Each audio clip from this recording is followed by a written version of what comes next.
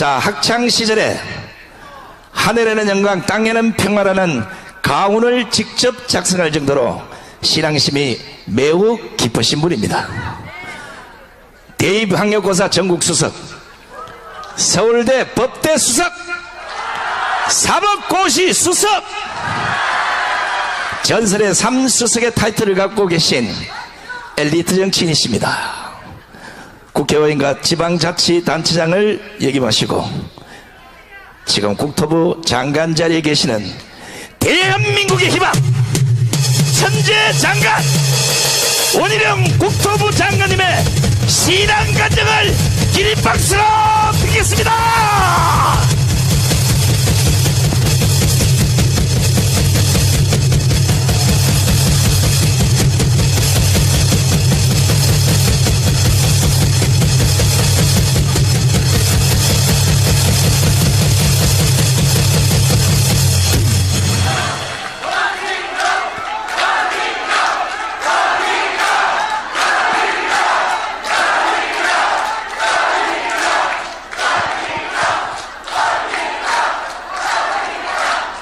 제가 어쩔 줄을 모르겠습니다. 안녕하세요.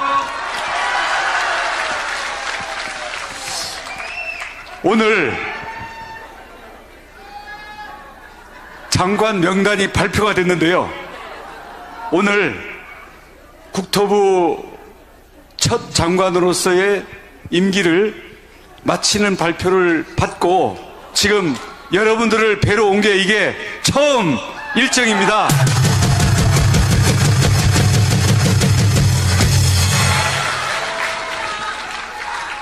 아무튼 이 자리로 여러분들과 함께 만날 수 있도록 해주신 우리 하나님께 영광과 감사를 돌리고요.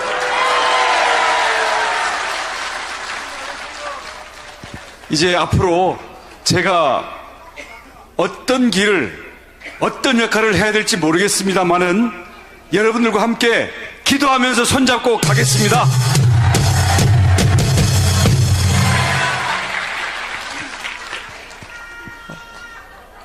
저는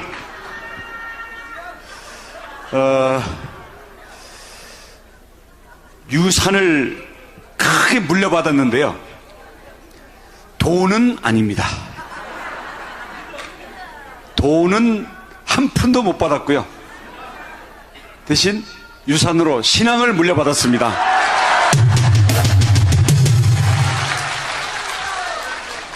저는 신앙의 계보로는 1907년에 평양 대부흥 조선신학대학교 1기 이기풍 목사님이 제주도에 선교사로 오셔가지고 개척하신 중문교회 원자, 응자, 두자 원흥두 장로님의 둘째 아들입니다.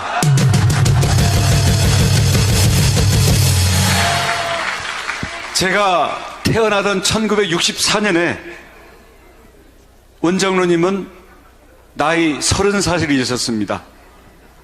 근데 제가 태어나던 해에 장로가 되셨고 지금도 어머니 아버지 건강하게 살아 계시는데요.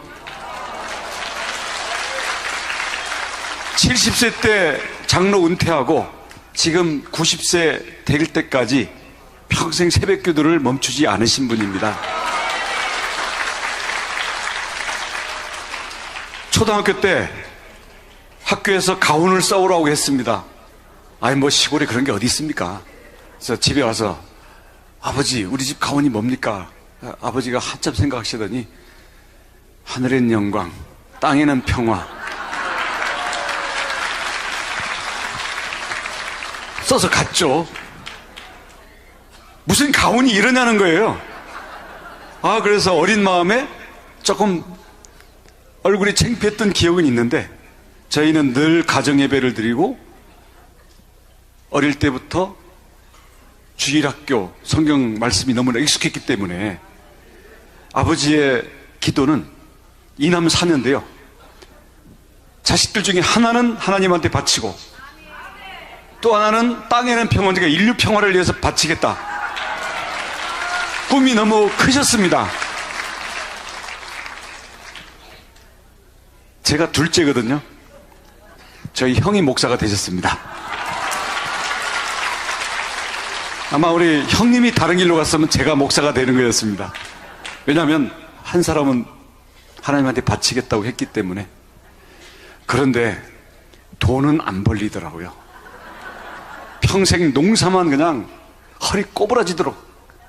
대신 유기농 감귤은 잘 지어가지고 요즘도 맛있게 열리기 때문에 여기 계신 분들 중에 혹시 몇 분은 저희 우리 장로님이 보내신 귤을 드신 분이 계신지도 모르겠는데 맛이 좀 없더라도 좀 참고 먹어주십시오.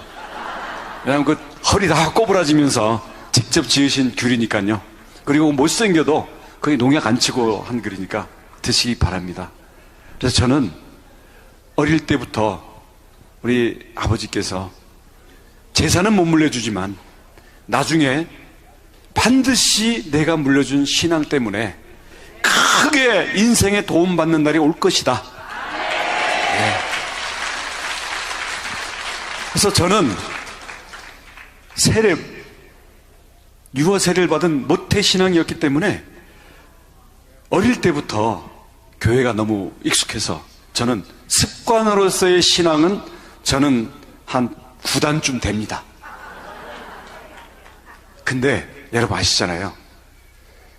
신앙의 모양은 있는데, 경건의 모양은 있는데 뜨거움이 없으면 경건의 능력이 없잖아요. 습관으로만 반복되는 신앙은 어떤 때는 도망가고 싶기도 하고요. 왜냐하면 세상 사람들 재미있는 거 다 하는데 우리만 못해. 그런 것 때문에 사실 벗어나고 싶은 마음도 어린 마음에 있었고요.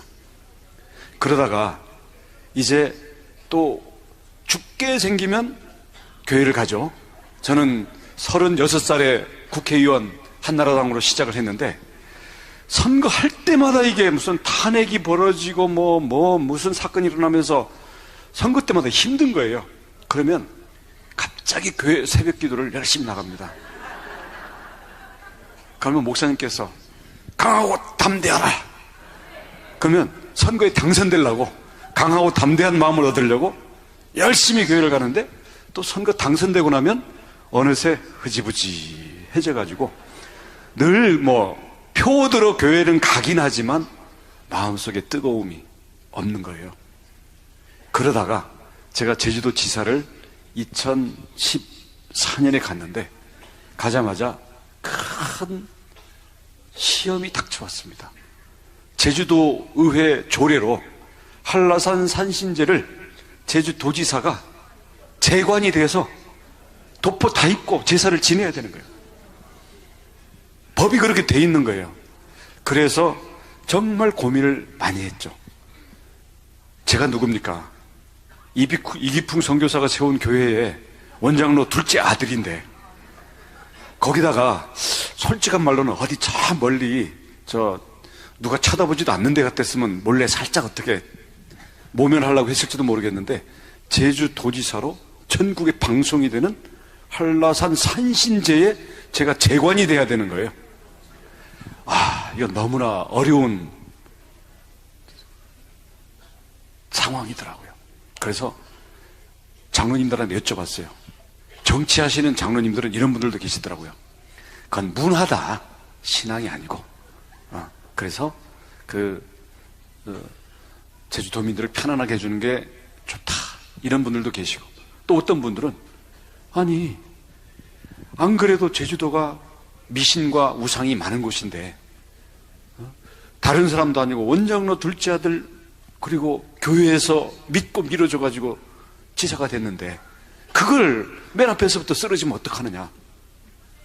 근데 저희 아버지 장로님 그리고 저희 중문교회 목사님 그렇게 기도를 며칠 하는 가운데 누가 그렇게 말씀을 하시더라고요. 일제시대 때도 똑같은 일이 있었다. 신사참배가 그때는 이거는 국민의 행사지 국가의 행사지 이건 신앙과 관계가 없다 라고 하면서 신사참배만 하면 그 교인들 모두 풀어주고 탄압을 하지 않겠다라는 게 있었는데 사실 당시 주기철 목사님께서 순교를 하셨잖아요. 그래서 아니 그 쇠못이 박혀 있는 걸로 걸어가라는 그 고문도 다 우리 신앙의 선배들이 다 치고 갔는데, 그 절하는 거 이거 생각해 보니까 별거 아닌 거예요. 아유, 도지사 안 하면 말지 뭐. 왜냐면 탄핵당할 수 있으니까.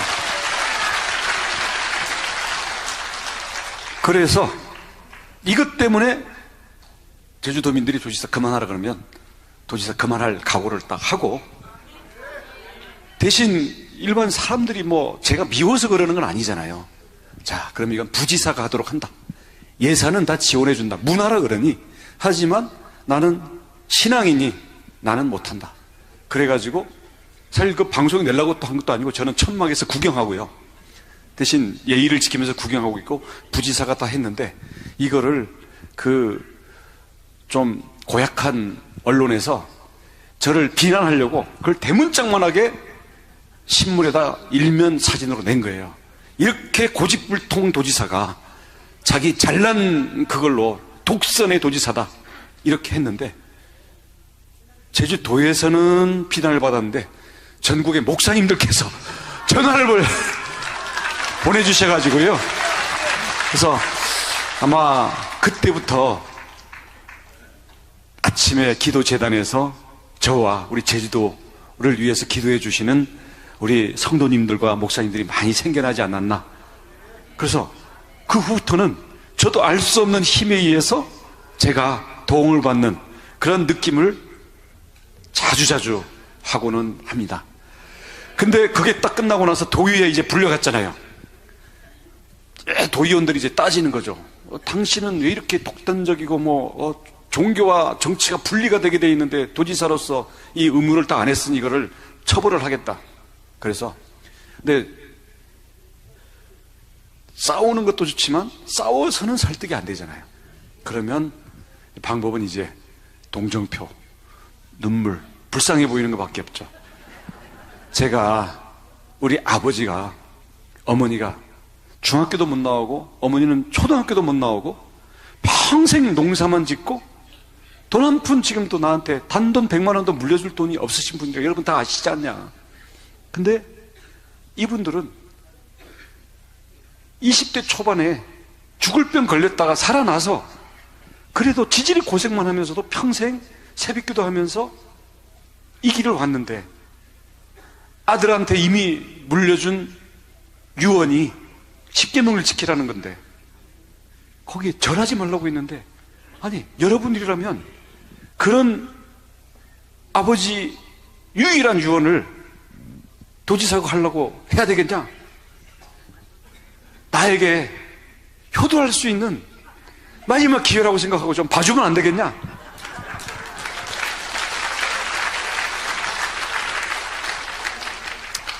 그랬더니 그냥 쩝하고 이제 체념해서 얼렁뚱땅 넘어가긴 넘어갔습니다. 근데 그 다음부터는 저보고 산진제에 오라는 소리 자체를 안 해요.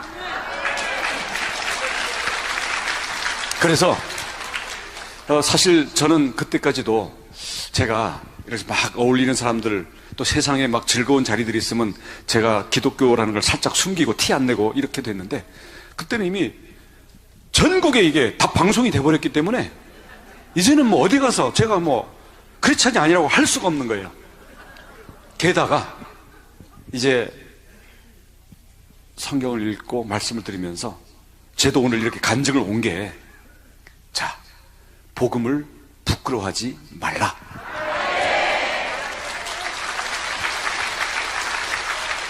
설사 손해가 되고 나한테 어려움이 있고 내 계획에 지장이 오는 한이 있더라도 복음을 부끄러워하면 하나님이 나를 부끄러워하시기 때문에 복음은 부끄러워하지 않겠다. 근데 저는 복음을 부끄러워하는 게 아니라 제가 캥겨가지고 사실은 간증을 잘 못했었거든요. 근데 지난번 대선 문재인 윤석열 대통령 당선되는 그걸 치르고 그 다음부터는 제가 이제는 예수를 제대로 믿어야 되겠다 결심을 하게 됐습니다. 왜냐? 그때 0.73%로 그 개표 방송에서 지는 거 보고요. 제가 그때 당시 그 선거 열심히 했잖아요. 일타 강사해 가면서. 야, 0.73%로 겨우 이기는 거 보고 내가 너무 충격받아가지고요. 그때부터 이게 뭐가 뭔지 모르겠는 거예요. 근데 그게 악몽으로 해서 한 달 동안 악몽에 시달리는데 꿈속에 대통령이 딴 사람이에요. 누군지 아시겠죠? 그랬더니 우리나라가 갑자기 막 평양에 가 있고, 예, 막 우리나라가 이상한 나라가 돼 있더라고요. 나는 물론 깜빵에 가 있고, 예.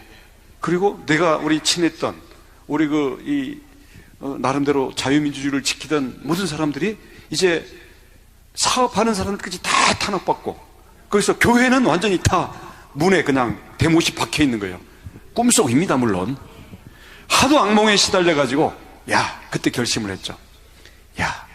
5년 만에, 우리 박근혜 대통령 탄핵된 지 5년 만에 전국 교체를 해준 게 이게 하나님께서 주신 마지막 이게 기회인데, 이거 남 탓하고 남 원망하지 말고 나부터 좀 제대로 하자.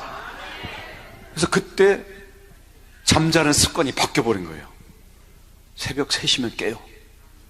지금도 그렇습니다. 누가 깨워요. 보이지 않는 힘이 저를 깨우는데, 처음에는 그게 누군지 몰랐어요.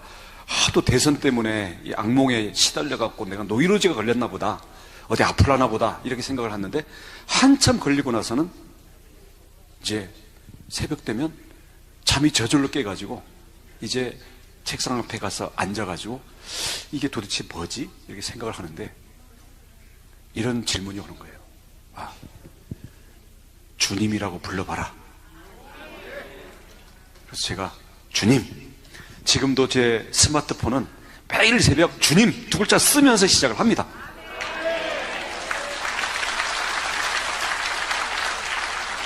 근데 제가 주님이라고 외치면, 너는 정말 나를 주로 모시느냐?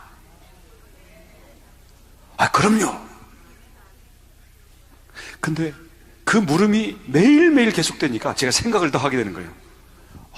그럼 나는 모태신앙이고, 나는 그래도 제법 그럴듯한 신앙생활을 해왔고, 제가 어디 특별히 나쁜 짓도 좀 하긴 했습니다만은 많이는 안 한 것 같고, 그런데 주님이란 게 도대체 뭐냐?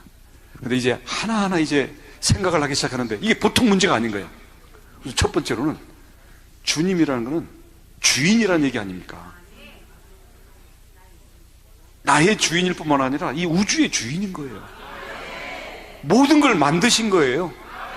그리고 나의 뼈, 근육, 혈관, 신경, 눈, 귀, 코, 내 마음, 심지어는 내 안에 못된 나의 성질머리까지도 다 만드신 거예요. 내 사랑하는 아내, 우리 자녀들, 우리 아버지, 장로님 다, 우리 여러분 이 자리에 있는 모든 인간 피조물들까지 다 만드신 건데, 그럼 만들어줬으니까 끝이다 이게 아니고, 너는 나의 것이다. 주님의 소유인 거죠. 그러면 주님의 소유이기 때문에 주님이 주신 거를 다시 나를 위해서 바쳐라. 그럴 때는 바쳐야 되는 거죠. 왜냐? 주인이 주님이기 때문에. 근데 그게 나의 재산, 나의 명예, 나의 정치적인 지위, 그리고 내가 편안함을 추구하는 거, 내가 먹고 마시고 자고 하는 모든 게 결국은 주인이 주님이라는 걸 실감하게 되니까 이게 보통 문제가 아닌 거고요. 제가 완전히 이게 어긋나 있는 거예요. 그래서 아침마다 주님이라고 부르는 게 이게 보통 일이 아니구나. 제가 고스란히 다 바칠 수 있는, 다 드릴 수 있는 그 마음을 가져야 되는구나. 그러니까 그 기도를 매일매일 하고 있습니다. 근데 이건 아무것도 아니에요. 그거는 기도 속에 들어가면 되는데, 하나님께서 지으셨는데 내가 왜 이 모양일까? 왜 우리는 죄인일까? 그 문제에 부닥치게 되는 거예요. 죄라는 게 뭐 깜빵 갈 죄도 있고요. 우리 마음속에 나쁜 생각만 하는 죄도 있고요. 근데 나쁜 생각 안 하고 아주 좋은 위인들도 다 죄인이라고 우리 성경에서 얘기하잖아요. 원죄잖아요. 아담과 이브 때부터 온, 하와 때부터 온 원죄인데 그게 뭘까? 그래서 저는 그 죄의 문제에 대해서 한참 고민과 기도를 많이 했습니다. 네, 가르쳐 주셨어요. 죄는 하나님이 사람을 만들 때 너무 사랑하셔가지고 기계나 노예로 만든 게 아니라 자발적으로 순종할 수 있는 선택권을 가진 의지와 욕구와 자아를 지닌 인간을 만들어 놓은 거예요. 사랑하셨기 때문에. 근데 문제는 뭐냐? 이렇게 자율권을 줘놨더니 자기라는 거는 자기 생각만 하는 거예요. 내 안에는 자기가 꽉 차 있고요. 또 나한테 주어진 이 육체라는 거, 주님의 전으로 주어진 이 육체가 자기의 욕구 충족을 위해서 남의 것도 뺏고 뭐든지 절제하지 못하고 나는 그냥 무조건 욕구 충족을 하고 싶으니까 이 본성이 죄로 되는 거예요. 그래서 우리가 육체의 생명과 자기라는 자아를 가졌다는 것 자체가 죄니까 우리 이거를 중심으로 모셔버리면 하나님 위에 자기가 있고 하나님보다 앞에 자기 목표와 자기 계획이 가고 이게 죄다. 그렇게 보니까 저는 정말 시커먼 죄인인 거예요. 제 안에 너무 자기가 가득 차 있고 자기 계획으로 자기 위주로 살고 있고 그러다 보니까 하나님으로부터 많이 멀어져 있고 내 안에 꽉 차 있는 것들이 이제는 물어보는 거죠. 하나님으로부터 온 것은 거룩한 것이고 하나님으로부터 오지 않은 것은 사단의 것이거나 정체불명의 수상한 것이죠. 그래서 제가 감옥에 갈 법을 어기지 않고 마음으로 나쁜 생각을 직접 하고 있지 않더라도 나는 바탕 자체가 시커먼 죄인이다라는 것을 인정하지 않을 수 없었고 그렇게 되니까 이제는 주님한테 죄인이라는 것을 꿇어 엎드려 가지고 이제 물어봐야 되는 거예요. 주님, 제 안에 있는 이 생각, 내 안에 있는 이 욕구, 내 안에 있는 이 어떤 힘, 이게 주님이 주신 겁니까? 아니면 자기 생각 때문에 나온 겁니까?를 물어봐야 이제는 그에 대해서 내가 깨끗한지 아니면 내가 죄에 매여 있는지를 가리게 되면서 점점 예민해지게 되더라고요. 그래서 이거를 죄에 대해서 깊이 생각하게 되니까 죄에 대해서 예민해지고 그러다 보니까 내가 잘나고 내가 하나님보다 위에 있을 그런 생각들에 대해서 제 스스로 많이 이제 눈물로 회개하고 내 스스로 자기를 치는 그런 시간들을 많이 갖게 되죠. 근데 이걸 시키시려고 새벽에 못 자게 계속 깨우시는 거예요. 이러다 보니까 제 내면에서부터 많은 변화가 오게 됩니다. 우선 제가 공부 잘했다 그러잖아요. 그러니까 똑똑할 것 같잖아요. 약간 그런 면이 있긴 있는데 그러다 보니까 세상 어떤 일에 대한 판단이나 사람이 어떤 이런 잘못 같은 게 빨리빨리 눈에 들어가요. 비판적이라는 얘기죠.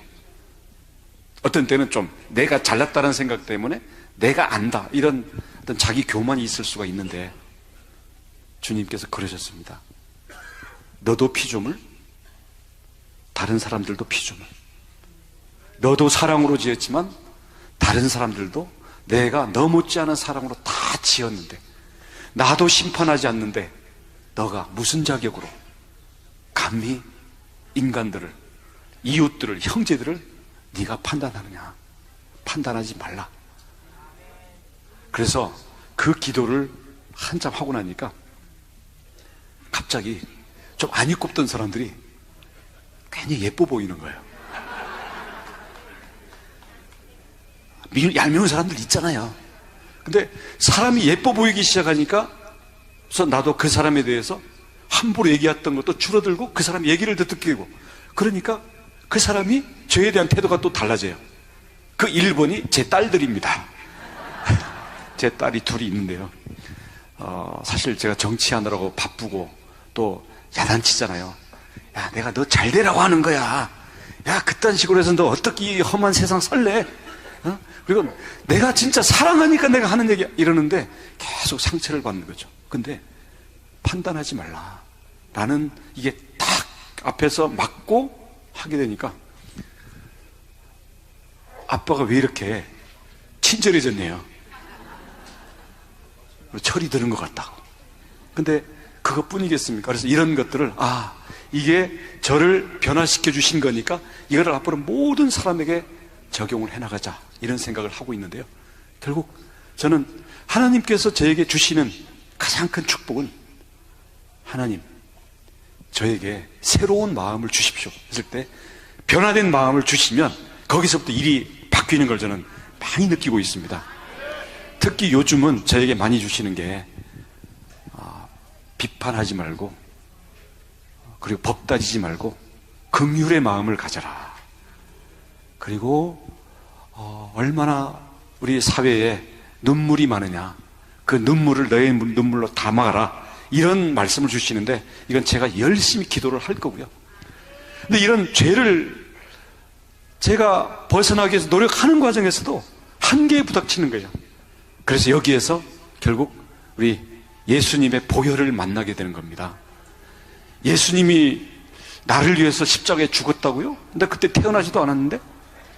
그리고 정치 재판을 받아가지고 처형을 당하신 게 왜 사람들의 그 죄를 씻어주는 그게 되느냐? 이런 의문을 사실 저는 어렸을 때도 가졌는데요. 이번에 깊이 묵상을 하고 기도하는 가운데 죄라는 것이 저희 안에 너무나 뿌리 깊이 있습니다. 습관으로 있고요. 잊어먹는 가 있는데 튀어나오고 또 주변에 유혹이 너무 많습니다. 그리고 죄의 원인은 자기라는 것과 내 육체 때문이에요. 이거는 우리가 생명을 벗지 않는 이상 벗어날 수가 없는 거예요. 그래서 그 깊이는 결국 죽음의 깊이입니다. 죽지 않고는 죄를 벗을 수가 없는 게 인간의 원죄다. 근데 우리 인간은 연약하잖아요. 우리는 죄와 싸운다고 하지만 내가 양심적으로 살고 내가 신앙생활 열심히 한다고 하지만 내가 죽기까지 죄와 싸우지는 않거든요. 그래서 죽기까지 죄와 싸우는 본을 보여주고 자기를 높이는 게 아니라 가장 바닥까지 낮춰줘 온갖 채찍과 온갖 멸시와 온갖 고난을 다 받고 죽을 때까지도 이거를 순종하면서 받아내는 그 본을 보여주셨기 때문에 이게 죽음으로 죄와 싸우는 본을 보여주신 거고요. 근데 예수님이 왜 하나님이냐? 저는 마음의 씨앗을 바꿔보니까 저희의 근원이자 저희가 이렇게 있고 우리가 이렇게 지어져 있고 우리가 이렇게 마음속에 거룩한 동기를 갖고 있는 그 근원은 결국은 이 우주를 만들고 우리를 다스리시는 절대자이신 그분일 거 아닙니까? 근데 그분은 영이시고 영은 말씀으로 나타나시고 그 말씀은 우리에게 빛으로 오시는 거 아닙니까? 이게 무슨 구름 위에 있는 수염난 할아버지 이런 게 아니잖아요. 그건 동화 속의 하나님이고요. 우리는 우리 근원에 있는 영적인 절대자. 근데 그분이 우리에게 마음을 심어주셨기 때문에 이 마음에는 하나님을 향해서 순종하는 마음을 가지게 되면 우리는 이게 연결되고 연합할 수 있게 되는 거죠. 근데 예수님은 하나님의 마음을 가졌던 분입니다. 그리고 그게 한때만 뜨거워서 하나님의 마음을 가지신 게 아니라 평생 하나님의 마음으로 삶을 살아내신 분이죠. 그렇기 때문에 하나님의 마음을 가지신 분은 하나님일 수밖에 없고 하나님의 삶을 살아낸 사람은 사람이 된 하나님일 수밖에 없는 거죠. 근데 우리는 죽어도 그렇게 따라할 수는 없습니다. 대신 그렇게 본이 되셨고 우리 인간의 마음속에 하나님의 마음을 품을 수 있다는 걸 보여주셨고 부활하셔서 함께 길을 가던 제자들에게 마음속에 뜨거움을 불어 넣어주시고 그 믿음이라는 씨앗이 우리 마음속에 있으면 이 마음으로 그리스도의 마음으로 우리가 자라나갈 수 있는 그 길을 열어주신 거 아닙니까? 그렇기 때문에 믿음으로 구원을 받는다. 사람이 되신 하나님이라는 것을 저는 정말 새벽에 감격으로 깨달았는데요. 제가 국토교통부 장관이 돼서 건설노조 바로잡은 것보다도 제가 이 죄와 예수님의 보혈로 구원을 받는 그 이치를 60 다 돼가는 이 나이에 새벽에 깨달은 게 저로서는 최근에 있었던 가장 큰 변화입니다.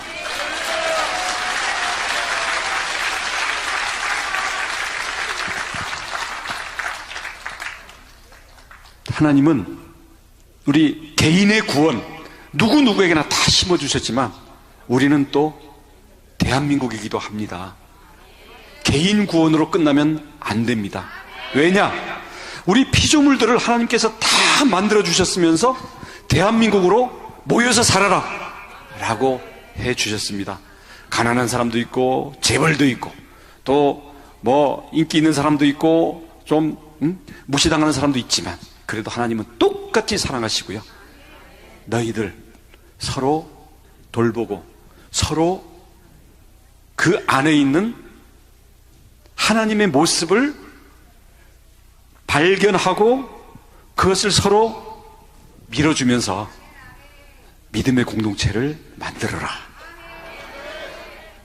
근데 우리 대한민국은 김일성 공산 집단에 넘어가려고 하던 때에 북에서 목숨을 걸고 신앙을 지켜서 오셨던 분들에 의해 가지고 한국교회가 2차 부흥을 했지 않습니까? 우리 제주도의 교회들도 영락교회 등등등등 다 해가지고 평양 1907년 1차 부흥, 다음 1950년, 1945년부터죠. 이 월남회였던 이런 부분들이 해가지고 대한민국의 교회가 만들어지고 그 위에 우리 자유민주주의 대한민국을 만들어주신 것은 그 안에 있는 우리 기독교 신앙과 그 기독교 신앙에 핍박받는 걸 통해 가지고 축복을 주시고자 했던 하나님의 섭리라고 저는 믿습니다. 한국전쟁에서 우리를 지켜주셨고요. 그 가난과 전쟁의 폐허에서 세계가 우러러보는 대한민국을 만들어 주셨습니다. 우리의 신앙의 선배들은 이미 대한민국 건국과 우리 고도 성장을 할 때 한국 기독교도 역할을 했고 나름대로 했고요. 근데 우리한테 주어진 과제 때문에 저는 사실은 굉장히 떨립니다. 우리 탄핵도 당했었죠. 지금 동성애 하는 거 보십시오. 그 다음 정전협정, 평화협정으로 가자라는 이런 것들이 온갖 학교, 교과서, 영화, 문화 이런 속에서 이게 무슨 더 개념이 있는 것처럼 이렇게 퍼져나가는 이런 상황에서 과연 우리 기독교는 내 개인만 구원받고 아니 우리 교회만 부흥하고 이런 거에 머물러 있지는 않은가.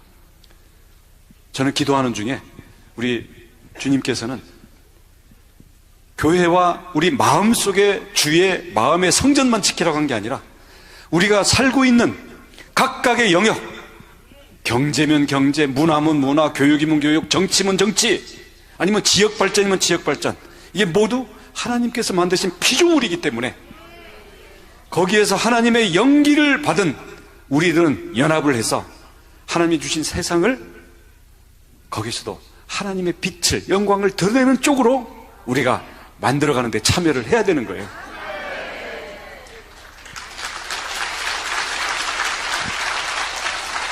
그래서 저는 이 어려운 우리의 나라의 상황과 정치 상황을 그래도 거의 자빠질 뻔한 거를 그래도 반쯤은 돌려놓는데 여러분들의 역할이 크다고 생각을 합니다. 이제 저도 이제 장관직 앞으로 한 20일 동안은 더 해야 됩니다. 왜냐하면 청문회 다음번, 내 다음번 청문회가 끝나서 제가 장관직에서 제대해가지고 고향 앞으로 가! 하면은 저는 제가 원래 2000년도부터 한나라당 국회의원 3번 했고요. 제주도지사 2번 했고요. 또 우리 당이 어려움에 있을 때 또 대통령 선거운동에 몸 던져서 했었는데, 앞으로 다가오는 정치 어려움들이 저는 보통 걱정이 아닙니다. 근데 이것은 우리가 걱정한다고 될 일이 아니고요, 하나님께 무릎 꿇고 기도하고 우리 지도자들이 하나님을 경외하고 두려워할 줄 알고 우리 국민들의 흩어진 마음을 하나로 모아서 대한민국이 자유, 복음, 통일로 나아가고 우리 대한민국이 영원히 깨끗한 나라로 갈 수 있는 그 힘을 만들어야만 우리가 하나님께서 우리에게 주신 은혜를 일부라도 갚을 수 있다고 생각합니다. 그렇죠?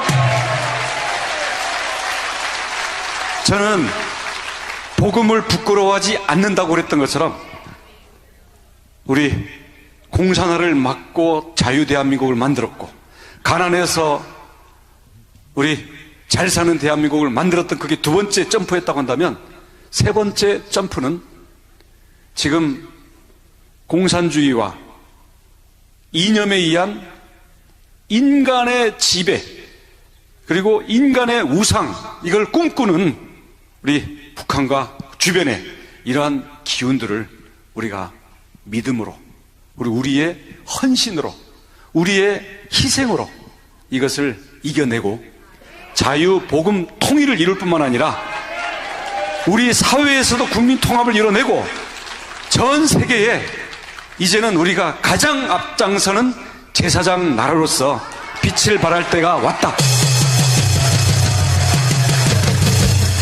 그래서 저도 복음을 한때는 좀 부끄러워하고 한때는 제가 죄책감 때문에 캥겨서 조금 쭈빗쭈빗했는데요, 이제는 정치 영역에서든 제 내면의 마음의 영역에서든 아니면 여러분들처럼 앞으로 손잡고 함께 우리의 영역에 하나님의 주권을 세워나가는 그런 일에 저도 앞장서고 헌신하겠습니다.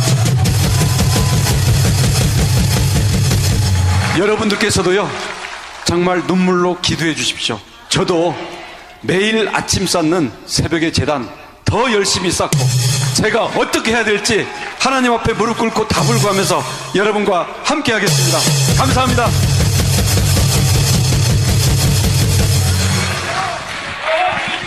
잠깐만요. 워낙 바쁘신 분이라 제가 15초만 좀 양해를 구하겠습니다. 오늘 여기가 지금 그 대형홀을 3개를 터서 대구 경북에서 레로라는 장로님을 다 모셨어요. 제가 뭐 선물을 드릴 걸 준비를 했어야 되는데 선물 줄 게 없어서 원희룡 장관님이 앞으로 어떤 일을 하면 좋겠는지를 제가 한번 물어보고 이게 선물이 됐으면 좋겠습니다. 제가 아까 대한민국의 희망으로 원희룡 장관님을 소개했습니다. 원희룡 장관님이 앞으로 20일 후에 국토부 장관 자리를 후임에 물려주고 대한민국을 위해서 어떤 일을 했으면 좋겠습니까? 뭐요? 크게 다시 말씀 안 드려도 알겠죠? 뭐 섞여가지고 뭔 말인지 잘 모르겠습니다. 자, 다시 한번 묻겠습니다. 원희룡 장관님이 앞으로 대한민국을 위해서 어떤 일을 했으면 좋겠습니까? 뭐라고요? 어휴, 저 입으로 얘기할 수가 없네, 이게. 잘 안 들리죠? 네, 잘 안 들립니다. 안 들리네. 자, 대한민국은 3세분이 있습니다. 다시 한번 묻겠습니다. 원희룡 장관님이 앞으로 20일 후에 국토부 장관을 후임에게 물려주고 제주도로 갈지 어디로 갈지 잘 모르겠습니다만은 여러분께서는 원희룡 장관님이 앞으로 대한민국을 위해서 어떤 일을 하면 좋겠습니까? 잘 못 들었고요. 제가 뭐 자꾸 어디로 갈 거냐고 그러는데 저는 앞으로 다가오는 그 우리 국가의 운명이 걸린 일에서 그래도 제가 해야 될 일을 하겠습니다. 뭐냐면 딱 한 사람을 붙들어야 되거든요. 예. 우리 대한민국의 앞길을 가로막고 있는 걸림돌을 붙잡고 제가 헌신하고 희생하겠습니다. 자, 시간이 많으면 뭐 한 2시간 정도 간증을 들었으면 참 좋겠는데 워낙 바쁘신 분이라 이제 보내드려야 됩니다. 앞으로 신앙생활 더 뜨겁게 하시고 또 국가를 위해서 또 큰 일도 해주시고 무엇보다 건강하셔야 됩니다.